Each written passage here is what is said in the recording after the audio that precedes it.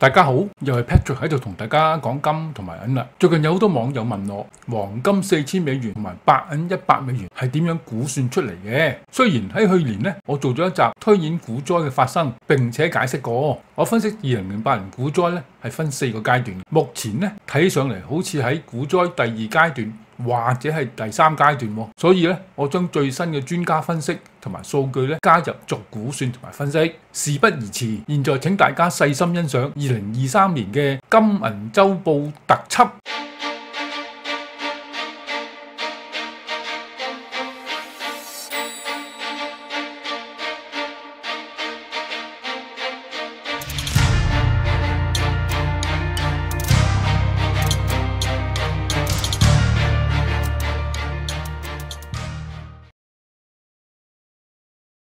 美聯儲將會喺2023年5月3號再次議息。美國前財長薩默斯接受外電訪問時指出，美國出現一系列嘅疲軟經濟指標後經濟衰退可能性正在上升。預計美國聯儲局加息就步入尾聲㗎啦。現時已經非常清楚，正處於緊縮週期嘅最後階段。相信美聯儲應該會等到最後一刻才做出呢個判斷嘅。佢又話，3月就業嘅數據反映美國今年首季初經濟實力，但鑑於信貸緊縮嘅前景，現在就業嘅數據嘅相關性已經降低。雖然薩默斯預期美國加息將步入尾聲，但據彭博嘅報導喺公佈3月就業嘅數據勝預期之後互換協議顯示聯儲局下月加息0.25厘嘅可能性已經增加66%。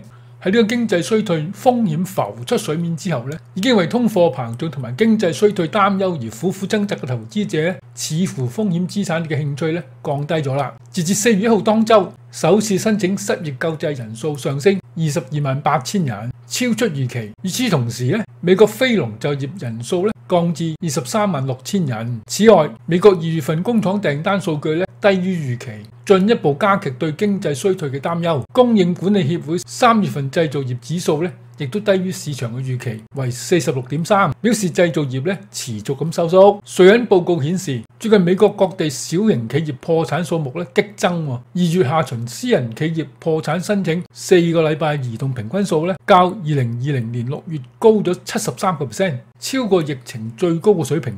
該行策略師 Matthew 表示，小型企業面臨呢個利率上升、持續通脹、增長放緩嚴峻壓力。據美國破產協會統計，喺2月錄得超過31000份企業破產嘅申請，按年增加咗18%。大型企業相關破產法第11章，即係 Chapter 11，申請更按年飆升83%。股神巴菲特向 CNBC 表示，銀行倒閉仍未結束，未來仍會有銀行倒閉嘅。美國矽谷銀行同埋 Signature 銀行上個月相繼倒閉，係美國歷來第2大同埋第3大銀行倒閉嘅事件，促使美國聯邦存款保險公司 FDIC 為呢2間銀行全部嘅存款提供保障。巴菲特話，銀行做愚蠢嘅事被發現，包括資產負債不匹配以及有問題嘅會計。佢話會計程序促使一啲銀行家做咗一啲對當前嘅利潤有利嘅事，而使股東面臨風險。咁根據巴菲特講銀行倒閉會繼續有嚟嘅。美國整體通脹回落幅度比預期大。美國勞動局剛公布3月當地消費物價指數 CPI 按年升5%，市場預期就升5.1%嘅，升幅較2月6%進一步收窄1個百分點。撇除食品同埋能源核心 CPI 升幅略擴大至5.6%，之前為5.5%，反映核心通脹仍有過熱嘅跡象。投資者普遍預期聯儲局5月政策會議將加息0.25厘。大家請留意，根據專家分析同埋數據顯示，目前美國經濟情況嘅如下。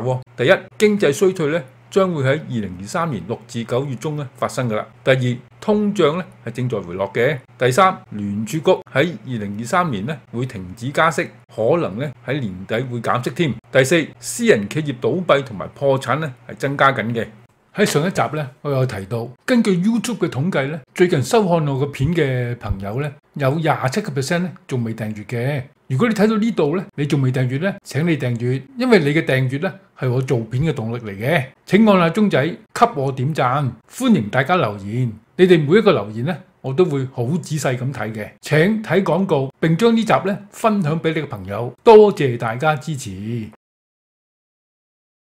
呢個圖咧就係2005年至2023年4月9號黃金、白銀、道指息率、通脹率嘅走勢圖。現在嘅情況咧，同呢個2008年8月股災嘅時咧有80% 相似嘅。咁大家先了解下2008年股災前嘅情況。圖中藍色圈嘅部分就係啦。第一，經濟咧係步入衰退嘅。第二，聯儲局咧就減息。第三，通脹咧由高位回落。第四，黃金、白銀股市咧都開始下跌。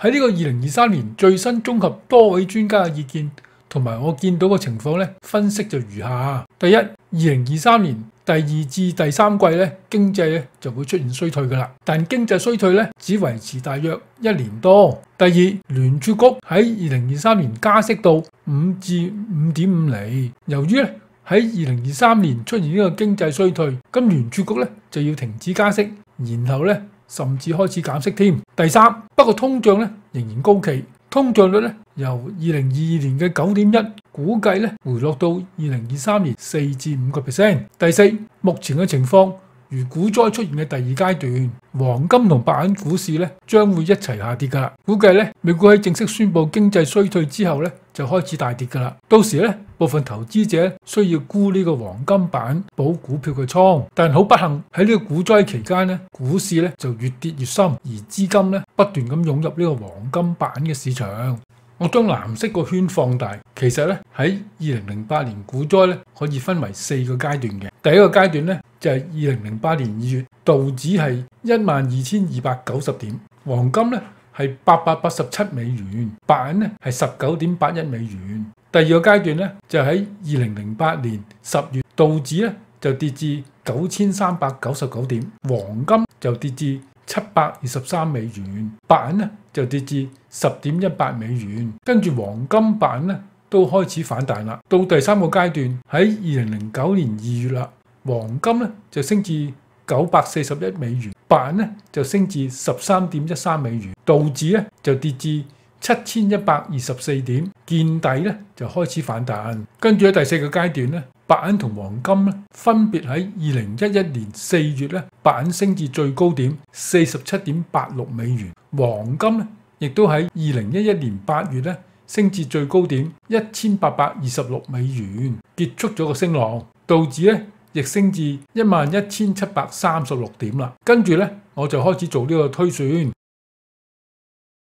根據聯儲局講，喺呢個2023年底咧會加息至5至5.5厘。大部分專家相信美國會喺2023年6月至9月咧就出現呢個經濟衰退㗎啦。到時咧聯儲局將會停止加息，然後咧會減息添。喺呢個大前提，我同專家一樣估計喺2023年咧會發生呢個股災嘅。我利用2008年股災嘅數據咧，推算黃金板喺2023年到2025年股災中嘅走勢。同樣喺第一個階段啦，2022年3月咧，道指係34,800點，黃金係1,938美元，兩者咧都開始下跌喎。到第二個階段，目前咧就正處於呢個股災嘅第二階段。喺2023年9月到12月，道指咧將會跌至26,614點，黃金咧就會跌至1,560美元附近喎，跟住咧就會開始反彈嘅。所以喺今年咧，大家係有機會見到黃金咧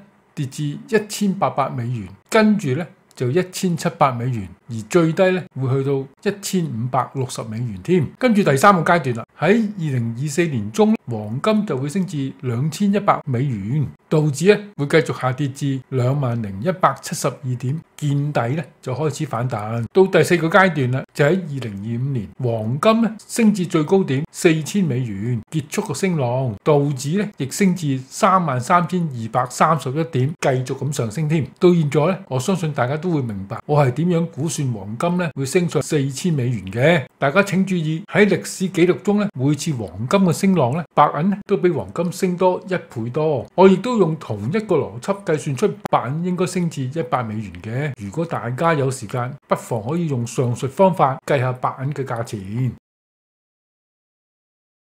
不過咧，有位網友留言俾我，佢係咁講嘅：事實上咧，大家想法係完全錯誤嘅。黃金正在開始爆升之路，而呢次金融風暴咧，唔再係黃金下跌，而係一路咁上升，因為咧美元快死。佢個留言咧令我想起呢個圖喎，紅圈一為黃金喺2008年10月23號最低點$720之後咧就出現黃金大牛市，而紅圈二咧為2022年9月27號近3年黃金最低點$1634。咁樣黃金會唔會由呢度開始咧進入呢個大牛市呢？但我相信單靠美元貶值咧，黃金咧係冇可能升到我目標價$4000嘅，除非咧有突發嘅事件令大量資金持續咁樣流向黃金同白銀市場，好似再有大型銀行倒閉啦，美國咧踏入滯脹，虛擬貨幣咧全面崩潰，地緣政治引致多國打仗，房地產泡沫爆破同埋美元貶值等等。如果大家想到有其他嘅原因咧，請留言俾我。如果上述事件逐一發生，甚至咧幾個事件同時發生，咁樣資金咧就會不斷咁樣湧入呢個